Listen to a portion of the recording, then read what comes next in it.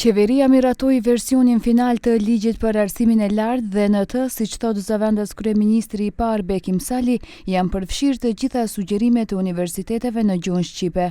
Ai thekson se me këtë draft janë adresuar çështjet kryesore të ngritura nga komuniteti akademik dhe se është garantuar që asnjë i punësuar nuk do të largohet nga puna.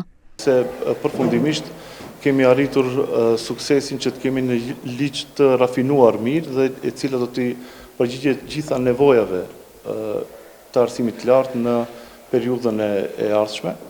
Aty nuk kupton marrëveshjen ose një pikë e rëndësishme e cila ka qenë si shqetësim të punonjësit akademik, heqja e H-indeksit, e cila do të ishte në të kaluarën si kriter bazë për zgjedhjet akademike apo avansimet akademike.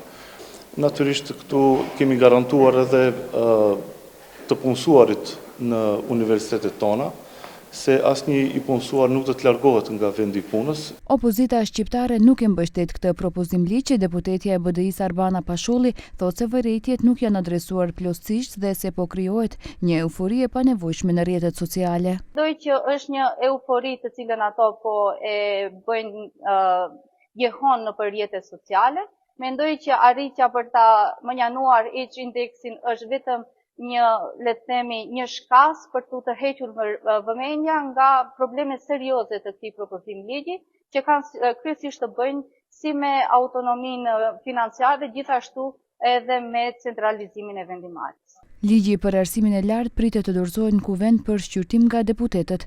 Edhe pse propozim ligji mbështetet nga rektorë të universiteteve publike dhe private, ai edhe pasi u përmirësua ka hasur në reagime nga bota akademike, e cila shpreh shqetësime serioze se propozim ligji rrezikon autonominë universitare duke i dhënë qeverisë ndikim më të madh në vendimarrje, veçanërisht në emrimet dhe menaxhimin institucional.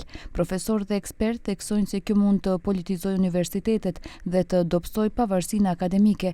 Kritikat e tjera kanë të bëjnë me cilësinë e arsimit, aspektet financiare, por edhe për mungesë transparence dhe përfshirje në procesin e hartimit.